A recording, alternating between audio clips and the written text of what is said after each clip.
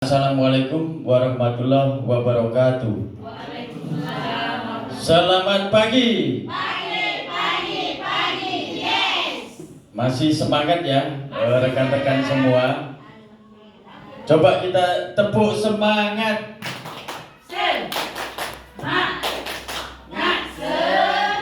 Oke, terima kasih. Baik, terima kasih sebelumnya atas kehadiran rekan-rekan semua, undangan dalam kegiatan saya untuk mendiseminasi hasil pemikiran rancangan atau rencana tindak lanjut dari tugas kegiatan PKG PJOK yang saya ikuti. Nah, sekarang kami sudah sampai di modul yang terakhir, yaitu modul 3.1, itu mempelajari mengenai menggerakkan KBS. KBS sendiri itu adalah komunitas belajar sekolah. Nah, nanti akan lebih saya sampaikan informasi, karena ini kaitannya saya hanya menyampaikan informasi. Ya, diseminasi namanya. Kemudian nanti kita ada sesi tanya jawab, atau boleh nanti rekan-rekan memberikan pendapat, masukan, saran, itu akan lebih baik untuk saya, karena saya dapat memperbaiki nanti RTL yang sudah saya rencanakan. Sebelumnya puji dan syukur kita panjatkan kehadirat Allah Subhanahu wa Ta'ala, Tuhan Yang Maha Esa, karena kita masih diberikan kesehatan, kemudian keselamatan, sehingga kita dapat berkumpul di ruang serbaguna ini. Dan perlu diketahui rekan-rekan semua, Bapak Ibu, bahwa saya memang kemarin sudah minta izin ke Ibu Kepala Sekolah untuk mengadakan kegiatan diseminasi ini, karena memang kegiatan ini diwajibkan bagi kita para peserta PKG PJOK tahun 2024 dalam bentuk video, dan nanti akan diupload di YouTube, kemudian dimasukkan pengisian LMS di websitenya, website PMM itu ada LMS-nya. Jadi nanti setiap pelatihan mungkin pakai LMS kalau dari kementerian. Baik, tanpa memperpanjang waktu, jadi saya mulai masuk ke perkenalan dulu. Ya, perkenalan, kalau Bapak Ibu rekan-rekan sudah kenal saya Yudhistira Irawan, peserta PKG PJOK 2024. Asal instansi SDN 003 Batuaji, Kota Batam. Nah, yang di sebelah saya itu adalah kakak fasilitator. Ya, fasilitator kami dari pusat yang bernama Kak Semri Junius Sebayang SPD. Nah, beliau itu masih P3K. Jadi sangat membanggakan dan apresiasi buat P3K. Dia mempunyai kelebihan dan diberikan kesempatan untuk menjadi fasilitator PKG PJOK. Dan saya mengajak kepada rekan-rekan, memotivasi untuk yang misalnya yang masih P3K, jangan berkecil hati, jangan rendah diri, munculkan saja potensi-potensinya untuk bisa berprestasi. Saya kira itu saja untuk perkenalan pada pagi hari ini. Selanjutnya, nah ini langsung saya ke RTL 2. Jadi nanti saya harus mengunggah tugas rencana tindak lanjut yang sudah saya buat. Sebelum saya memasuki pembahasan ini, perlu saya sampaikan bahwa pembelajaran kami terakhir kemarin terkait KBS. Nah, KBS sendiri itu singkatannya Komunitas Belajar Sekolah. Sama seperti komunitas yang sudah kita laksanakan di SDN 003 Batuaji, cuma di sini konteksnya lebih besar. Kalau Kombel mungkin komunitas antar guru kelas.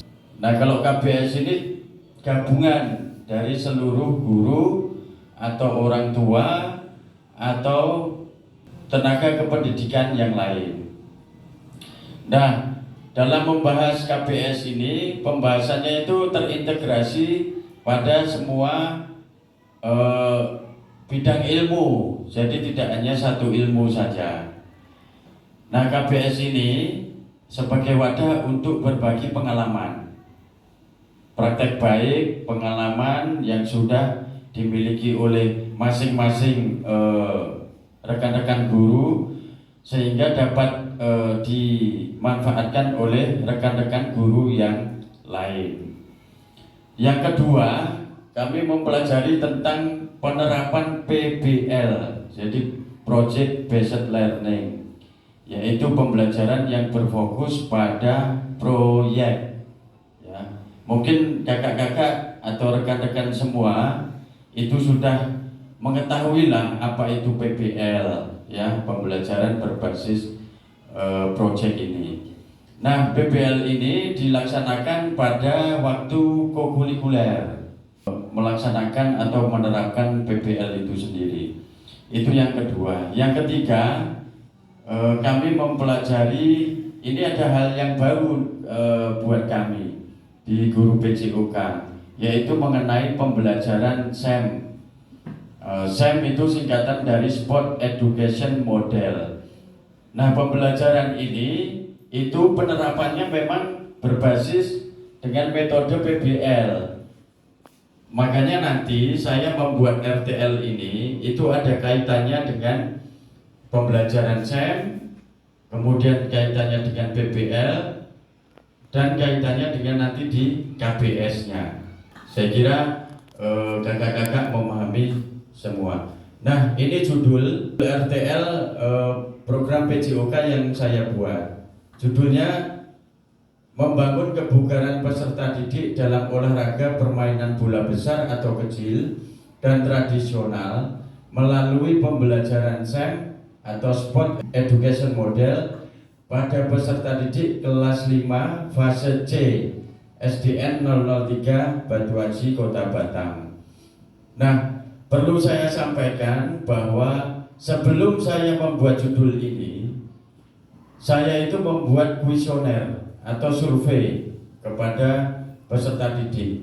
Jadi pada hari Kamis yang lalu saya mensurvei peserta didik kelas 5F, karena kebetulan saya mengajar di kelas 5F. Kemudian saya buat survei mengenai judul-judul yang akan saya buat pada RTL ini. Jadi ada 5 judul itu yang berbeda-beda, mengenai permainan bola besar, ada olahraga tradisional, kemudian ada membuat alat peraga yang dimodifikasi, kemudian ada mengenai kesehatan fisik atau mental. Itu. Nah, hasilnya anak-anak banyak yang memilih mengenai ini, membangun kebugaran peserta didik dalam olahraga permainan bola besar atau kecil dan tradisional. Ya, karena mungkin mereka mempunyai kesukaan, kemudian mempunyai keinginan, minat dan bakat mereka mungkin pada yang mereka pilih. Makanya pilihan yang terbanyak itu saya buat judul di RTL saya.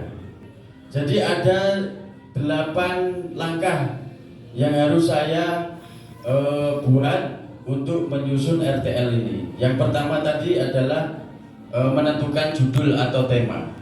Yang kedua itu latar belakangnya. Nah, di sini latar belakangnya itu harus terkait dengan suara, pilihan, dan kepemilikan peserta didik.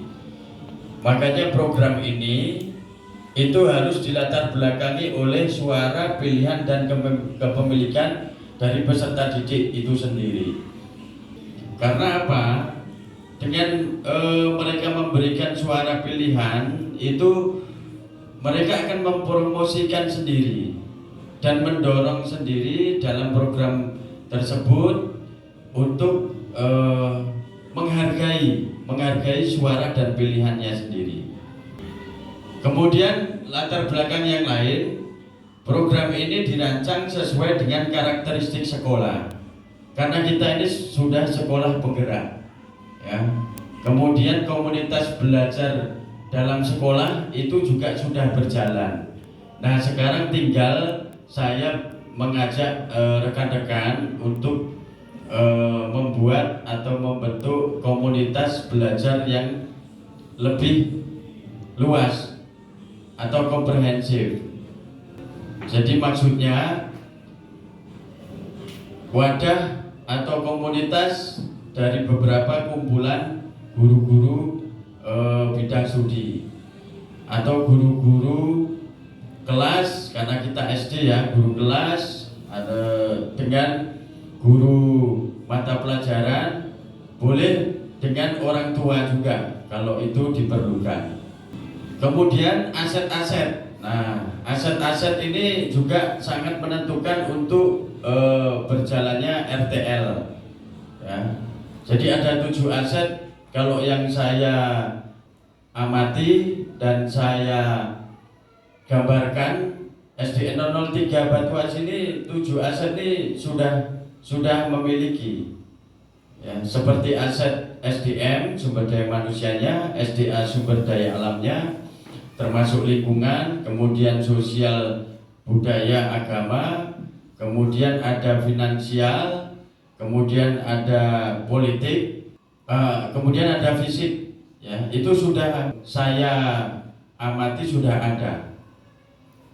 Kemudian program ini saya rancang sesuai dengan kondisi kesenjangan dan kebutuhan di lapangan serta minat para peserta didik. Karena kita tahu sendiri bahwa isu-isu sosial itu pasti akan ada. Apalagi di wilayah kita ini, ya, Kota Batam ini kan heterogen, ya. Penduduknya itu heterogen, jadi berbeda-beda. Dari perbedaan itu ada budaya yang berbeda, ada karakteristiknya berbeda-beda. Nah, disinilah kondisi kesenjangan dan kebutuhan di lapangan serta minat para peserta didik ini harus dicari juga bagaimana nanti solusinya untuk mengatasi hal-hal tersebut. Nah, dari hasil survei melalui kuesioner yang sudah saya lakukan, para peserta didik diketahui bahwa kesenjangan dalam pemilihan suara dan kepemilikan program sangat jelas. Apa perbedaannya? Yaitu di gender atau jenis kelamin. Kalau yang terbanyak itu memilih permainan bola besar, yaitu bola kaki. Nah, itu jelas laki-laki yang memilih. Kemudian yang kedua itu mengenai olahraga tradisional. Di situ olahraga tradisional ada, saya berikan pilihan permainan gobang sodor, kemudian ada bentengan dan ada engklek. Nah, yang dipilih paling banyak itu gobang sodor. Nah, ternyata yang memilih itu setelah saya tanya kebanyakan memang perempuan. Nah, artinya di sini isu sosial atau keadilan gender ini memang ada gitu loh, kesenjangannya itu. Yang ketiga yaitu tujuan program terkait PBL, karena saya nanti di RTL ini kan harus menerapkan PBL, ya. Yang pertama yaitu dengan PBL itu akan memotivasi peserta didik. Kemudian yang kedua, mempersiapkan peserta didik untuk melakukan pendidikan lanjutan, karir dan kewarganegaraan. Nah, saya mengaitkan yang tujuan nomor 2 itu nanti dengan pembelajaran SEM atau Sport Education Model yang khusus di tujuan nomor 2. Kemudian nomor 3, membantu peserta didik memenuhi capaian pembelajaran, mendemonstrasikan pengetahuan mendalam dan keterampilan berpikir. Yang keempat, memungkinkan guru untuk mengajar dengan cara yang sesuai dengan kebutuhan masing-masing peserta didik. Yang kelima, menyediakan wadah untuk sekolah memiliki cara baru. Nah, ini diharapkan kan kita Sekarang apalagi dalam kurikulum Merdeka ini, guru harus memiliki inovasi atau kreasi dalam mengajar untuk berkomunikasi dan bisa terhubung dengan orang tua, komunitas, dan dunia yang lebih luas di luar kelas, terutama literasi. Nah, literasi ini kan hubungannya dengan komunikasi, membimbing dan mendampingi anak-anak kita ketika melaksanakan aktivitas pembelajaran PBL itu berkomunikasi dengan baik. Jadi nanti akan ada pengalaman bermakna untuk mereka yang akan dibawa mereka pada aktivitas sehari-hari, kemudian di sepanjang hayatnya nanti. Nah, ini yang tujuan jangka panjang terkait pembelajaran SEM. Yang pertama, peserta didik itu diharapkan nanti bisa menjadi pelaku olahraga yang kompetitif. Yang kedua, peserta didik diharapkan menjadi pelaku olahraga yang terliterasi. Kemudian yang ketiga, peserta didik diharapkan menjadi pelaku olahraga yang antusias. Selain ada tujuan jangka panjang, ada tujuan jangka pendeknya dalam pembelajaran SEM ini. Yang pertama jelas mengembangkan keterampilan gerak spesifik olahraga dan kebugaran. Karena di dalam pembelajaran SEM, apalagi permainan atau olahraga tradisional yang sudah dipilih oleh peserta didik, itu kan terkait dengan keterampilan gerak yang sifatnya spesifik. Seperti sepak bola, ya berarti spesifik dia melakukan keterampilan gerak menggunakan bola. Kalau untuk olahraga tradisional, ya dia spesifik keterampilan geraknya mengacu pada aturan permainan olahraga tradisional, terutama kondisi fisiknya atau tubuhnya. Yang kedua, partisipasi sesuai dengan tingkat kemampuan. Yang ketiga, berbagi perencanaan dan administrasi kompetisi olahraga. Yang keempat, mendorong kepemimpinan yang bertanggung jawab. Yang kelima, membangun kerjasama tim dalam mencapai tujuan. Yang keenam, menghargai ritual dan konvensi yang memberikan makna unik bagi olahraga. Yang ketujuh, mengembangkan kemampuan untuk membuat keputusan yang rasional tentang masalah-masalah olahraga. Selanjutnya, mengembangkan dan menerapkan pengetahuan tentang menjadi wasit, pelatih, dan peran lainnya. Yang berikutnya, terlibat dalam olahraga dan aktivitas fisik di luar sekolah. Nah, yang poin H, mengembangkan dan menerapkan pengetahuan tentang menjadi wasit, pelatih, dan peran lainnya. Itu tadi yang saya katakan bahwa pembelajaran SEM ini melatih anak itu nanti untuk kehidupan mereka ke depan. Jadi mempersiapkan mereka itu untuk menyesuaikan dengan profesi atau pekerjaan melalui kegiatan olahraga. Nah, pada pembelajaran SEM ini nanti akan diajarkan mengenai pelaksanaan kegiatan olahraga yang seperti sebenarnya. Contoh misalnya, peserta didik nanti disuruh untuk melaksanakan pertandingan sepak bola. Dalam pelaksanaan pertandingan sepak bola itu kan pasti ada pemainnya, berbagi-bagi peran nanti. Ada pemain, ada pelatihnya, kemudian nanti ada pelaksana pertandingan, ada yang menjadi skor, dan lain-lain. Nah, dalam pembagian peran ini, kami atau saya selaku guru olahraga kan juga pasti akan membutuhkan bantuan kolaborasi atau rekan-rekan di luar dari guru PJOK. Mengingat karena guru PJOK di sekolah kita ini kan hanya 3. Ya, sementara pembagian perannya itu nanti mungkin bisa melebihi dari 3. Contohnya, setiap kegiatan kan pasti ada pembacaan doa. Nah, saya perlu bantuan pendidikan agama Islam untuk mengajarkan anak ini membacakan doa. Nah, kemudian nanti ada contohnya lagi menjadi MC. Nah, karena pengetahuan guru olahraga ini kan kurang mungkin kalau di bidang-bidang itu, nah nanti saya bisa minta bantu kepada kawan-kawan, mungkin guru bahasa Indonesia lah, atau yang mungkin sudah mempunyai pengetahuan mengenai MC. Nah, itulah tujuan dari KBS atau fungsinya dari KBS itu dibentuk. Sekarang yang ketiga mengenai capaian langkah-langkah dan hasil yang diharapkan untuk tiap tujuan dari RTL yang sudah saya buat tadi. Yang pertama, capaiannya dalam bidang keterampilan motorik.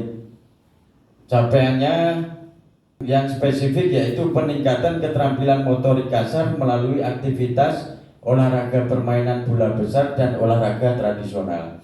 Yang kedua, capaian dalam bidang kognitif, yaitu peningkatan kemampuan dalam memahami aturan, strategi, dan taktik permainan. Nah, itu tadi dalam pembelajaran SEM. Jadi dipelajari mengenai aturan, strategi, dan taktik permainan yang sebenarnya, meskipun nanti dimodifikasi sesuai dengan aset yang dimiliki oleh sekolah. Yang ketiga, capaian dalam bidang sosial dan emosional, yaitu peningkatan kerjasama tim, sportivitas, dan keterampilan sosial.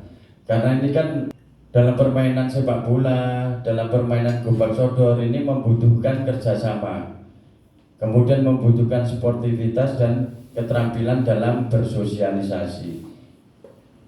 Yang keempat, capaian dalam bidang kesehatan dan kebugaran. Ini jelas karena judulnya tadi membangun kebugaran melalui permainan bola besar dan olahraga tradisional. Capaiannya yaitu peningkatan kebugaran jasmani dan kesadaran akan pentingnya gaya hidup sehat. Jadi perlu rekan-rekan ketahui, anak-anak itu sering bermain sepak bola, sering berlari-lari, sering misalnya bermain peta umpet. Nah, itu harus kita hargai. Itu maksudnya ya jangan dimarahin juga. Itu sebuah bentuk untuk meningkatkan kesehatan dan kebugaran mereka. Ya, itu. Kemudian yang nomor 5, capaian dalam bidang kreativitas dan inovasi, yaitu peningkatan kreativitas dalam memodifikasi permainan dan menciptakan variasi permainan baru. Nah, dari pembelajaran SEM ini diharapkan peserta didik itu bisa memvariasikan olahraga tertentu. Kemudian kalau lebih bagus lagi menemukan olahraga yang berbeda dan kemudian bisa dikenal oleh orang lain atau khalayak ramai. Langkah selanjutnya yaitu menempatkan peserta didik sebagai kontributor dan pemeran utama dalam program atau kegiatan ini. Nah, program SEM itu tadi banyak sekali peran-perannya yang akan diberikan kepada peserta didik supaya mereka berkontribusi, memang harus berkontribusi dalam kegiatan pembelajaran tersebut. Yang pertama yaitu suara dan pilihan peserta didik. Penerapannya ada pemilihan jenis permainan seperti tadi yang saya survei atau bentuk kuis. Kemudian ada pengambilan keputusan. Kemudian ada evaluasi dan umpan baliknya. Yang kedua, mengenai kepemilikan peserta didik. Misalnya dia memilih permainan bola kaki, ya dia harus menghargai dan menghormati atas pilihannya bermain bola kaki. Ini penerapannya bisa tanggung jawab peran yang diberikan, kemudian bisa bentuk proyek kelompok, kemudian bisa bentuk penilaian diri. Yang ketiga, kontribusi peserta didik, yaitu penerapannya bisa pada inovasi permainan. Yang kedua, pembinaan teman sebaya. Kemudian yang ketiga, presentasi dan demonstrasi. Langkah berikutnya masuk pada struktur program dan mitra dalam komunitas belajar sekolah. Nah, ini jadi program atau kegiatan yang sudah dibuat ini merupakan sebuah program kegiatan kurikuler. di sekolah, khususnya mata pelajaran PJOK. Yang berikutnya, program ini dirancang untuk para peserta didik SDN 003 Batuaji pada jenjang kelas 5 atau fase B dengan usia rata-rata 11 sampai 12 tahun. Yang berikutnya, anggota dalam komunitas belajar dalam program ini untuk berkolaborasi dan bekerja sama adalah kepala sekolah, kemudian ada guru PJOK, kemudian ada guru kelas, dan orang tua peserta didik. Langkah berikutnya, pengaturan program atau kegiatan. Nah, di LMS itu memang ada petunjuknya. Nah, kita disuruh membuat RTL itu untuk waktu 1 minggu ya. Itu sesuai petunjuk di LMS. Tetapi dalam pelaksanaannya atau realnya, kita bisa menggunakan berbagai macam waktu yang bisa kita lakukan sesuai dengan kemampuan dan kebutuhan kita. Kalau di sini saya membuat rencana pendahuluan itu minggu pertama atau hari pertama ya, 1-2 jam pelajaran, itu materinya diskusi kelas dan penjelasan materi. Yang kedua, hari kedua atau minggu kedua perencanaan proyek 1-2 JP, materinya yaitu pembagian kelompok dan penyusunan rencana kerja serta pembagian tugas kelompok. Minggu ketiga, hari ketiga, pelaksanaannya sama, kegiatannya 1-2 JP, materinya implementasi kegiatan dan pengambilan dokumentasi kegiatan. Yang keempat atau hari keempat itu ada 1-2 JP pendahuluan, yaitu materinya presentasi dan refleksi. Yang terakhir atau hari kelima, bisa minggu kelima, evaluasi. Jadi setelah berproses berjalan, kemudian terakhir adalah evaluasi. Nah, evaluasi di sini yaitu penilaian kerja menggunakan rubrik. Nah, rubrik ini tentunya rekan-rekan semuanya pasti sudah pernah mendengar dan mengerti serta menerapkan pada kegiatan evaluasi di kelasnya masing-masing. Langkah berikutnya, kapasitas sumber daya yang dimiliki kelas atau sekolah. Nah, atau pembelajaran PBL ini harus menyesuaikan dengan aset atau kekuatan sumber daya yang dimiliki oleh kelas atau sekolah. Nah, kebetulan di sekolah kita SDN 003 Batuaji ini kan asetnya sudah mencakup lah semuanya. Jadi saya canangkan di situ ada SDM manusia, yaitu guru dan pelatih beserta didik. Kemudian ada komunitas orang tua sendiri atau paguyuban. Kemudian ada sumber daya fisik dan infrastruktur. Kita memiliki juga sumber daya material. Kemudian ada sumber daya keuangan, ya, sumber daya keuangan, ada sumber daya teknologi. Nah, dari sumber daya teknologi inilah menurut saya sebagai guru PJOK mungkin kurang pengetahuannya di teknologi. Nah, mungkin dalam kegiatan RTL ini yang sudah saya buat, nanti saya bisa minta bantu untuk yang mengerti tentang teknologi, terutama multimedia atau perangkat lunak. Ya, karena di sekolah kita ada rekan-rekan guru yang memang banyak ilmunya di teknologi. Nah, ini yang terakhir, langkah terakhir yaitu rencana evaluasi. Rencana evaluasi ini dibagi menjadi beberapa macam. Yang pertama, evaluasi formatif. Nah, evaluasi formatif itu terdiri dari bisa observasi kelas, bisa kuis dan tes singkat, bisa jurnal harian, dan bisa berupa umpan balik sejawat. Indikator ketercapaiannya keterlibatan aktif, pemahaman konsep, refleksi diri, kolaborasi. Dalam wadah KBS ini kita bisa berkolaborasi, bekerja sama untuk membuat rubriknya ini. Rubrik dari evaluasi. Seperti misalnya observasi kelas. Bisa saya minta bantu dengan guru kelas yang biasa mengobservasi peserta didiknya di kelas. Kemudian kuis dan tes singkat misalnya. guru bahasa Indonesia lah ya, guru bahasa Indonesia itu yang mempunyai pengetahuan yang luas untuk membuat bagaimana kuis dan tes singkat itu bisa dimengerti, dipahami oleh peserta didik khususnya tingkat sekolah dasar. Nah, seperti jurnal harian ya, itu juga kami juga mungkin karena awam belum tahu, mungkin juga bisa minta bantuan ke rekan guru yang lain. Yang kedua, evaluasi berupa sumatif, bermacam-macam caranya, yaitu penilaian kinerja, proyek kelompok, tes tertulis, presentasi, dan demonstrasi. Nah, seperti presentasi ini di bahasa Indonesia mungkin ada, dia tahu indikator-indikator penilaiannya. Nah, nanti bisa disampaikan atau saya bisa minta bantu untuk membuatkan rubrik penilaian pada presentasi peserta didik nanti. Dia akan diberikan tugas untuk mempresentasikan hasil dari pengamatannya misalnya, seperti itu. Yang berikutnya adalah evaluasi berupa tindak lanjut. Nah, tindak lanjut ini dapat berupa rencana aksi perbaikan, dapat berupa pelatihan lanjutan, dapat berupa monitoring dan review berkala. Nah, kalau rencana aksi perbaikan jelas di dalam ini nanti yang sudah saya sampaikan mengenai RTL ini kan nanti ada saran, masukan, pendapat dari rekan-rekan semuanya.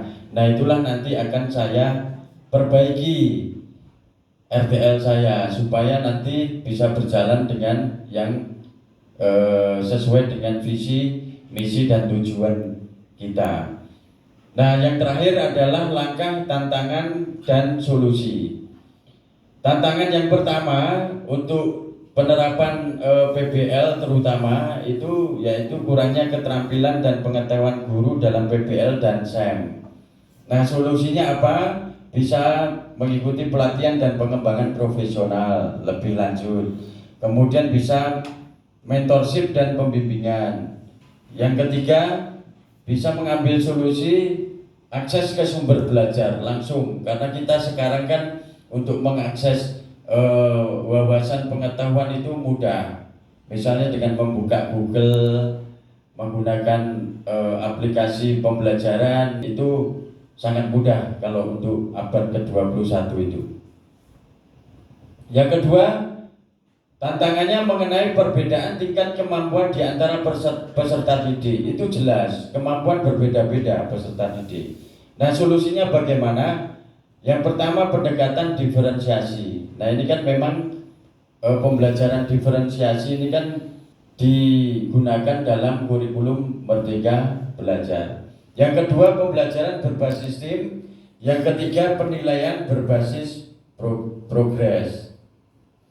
Yang ketiga, tantangannya motivasi peserta didik yang rendah. Nah, kan ada motivasi peserta didik itu yang tinggi, ada yang sedang, ada yang rendah, pasti berbeda-beda.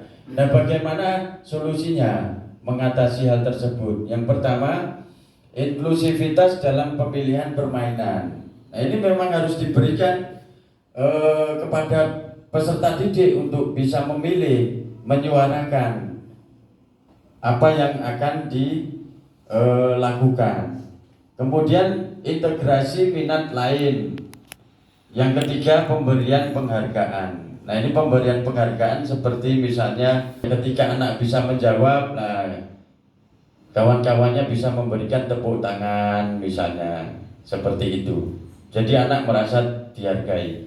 Yang keempat, waktu dan kurikulum yang padat. Nah, kita tahu sendiri bahwa tugas kita ini sebagai guru ya memang sangat padat sekali, apalagi mengenai administrasi. Nah, ini memang sebuah tantangan bagi saya khususnya, ya mungkin rekan-rekan juga nanti pada umumnya ya. Nah, solusinya apa? Bisa mengintegrasi dengan mata pelajaran lain. Nah, inilah tujuan KBS. Yang kedua, perencanaan waktu yang efisien. Jadi betul-betul membuat waktu itu yang tidak mengganggu kegiatan wajib kita. Itu contohnya. Yang ketiga, bisa membuat proyek jangka panjang. Nah, kalau dalam RTL ini kan jangka pendek 1 minggu ya atau 1 bulan. Nah ini bisa dilaksanakan dalam jangka 3 bulan atau 6 bulan. Jadi seperti P5 bentuknya. Kemudian yang terakhir adalah terima kasih. Nah mungkin sampai di sini dulu pemaparan atau diseminasi dari saya. Mungkin ada teman-teman yang mau memberikan saran atau masukan. Assalamualaikum warahmatullahi wabarakatuh. Terima kasih pada Pak Elmi sudah memberikan kesempatan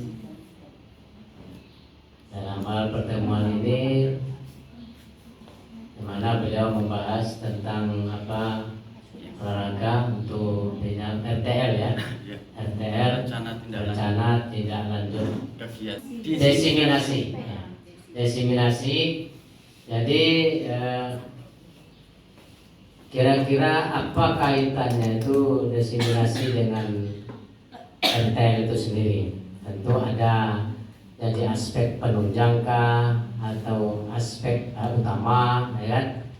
Dengan diseminasi tadi.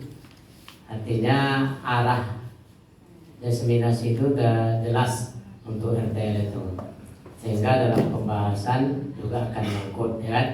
Nyangkut sinkron. Dan kemudian sesuai dengan apa yang Pak Elu sampaikan tadi, di mana olahraga bisa membuat semacam P5 ya dengan RTL itu sendiri. Kalau memang itu hal yang rasanya sanggup, saya rasa itu lebih baik, karena itu juga merupakan sebuah usaha untuk penyempurnaan kinerja. Itu saja yang dapat sampaikan, tanya dan saran. Terima kasih. Assalamualaikum warahmatullahi wabarakatuh. Ya. Assalamualaikum warahmatullahi wabarakatuh. Di sini saya hanya mengkoreksi sedikit saja untuk Pak Hilmi dalam pembuatan modulnya ini. Yang diperhatikan yang pertama itu penggunaan tanda baca. Ada di akhir-akhir paragraf itu tidak ada tanda titiknya. Kalau kita membacakan tanpa tanda titik, berarti kan lanjut terus. Jadi tolong diperhatikan kembali. Kemudian di bagian struktur itu tertulis kelas 5 tapi fase P. Harusnya fase C. Struktur. Yang struktur sebelumnya. Nah itu. Nah di sana ketemunya kelas 5 fase B, harusnya fase C. Oh iya. Iya, kelas 5 itu fase C. Jadi bisa Mungkin diperbaiki. ya salah ketik, ngantuk saya. Jadi itu aja koreksiannya. Ya, baik. Terima kasih Kak, terima kasih. Bapak, bagus memang ini, tapi tolong nanti di setting alokasi waktunya itu, karena memang kalau tidak sama guru IPA, sama guru IPS, termasuk guru agama. Karena untuk guru agama mengatur kelasnya itu hampir-hampir nggak punya waktu. Guru IPA, nah, suatu saat kita bersama-sama itu kolaborasi, maka di setting timingnya.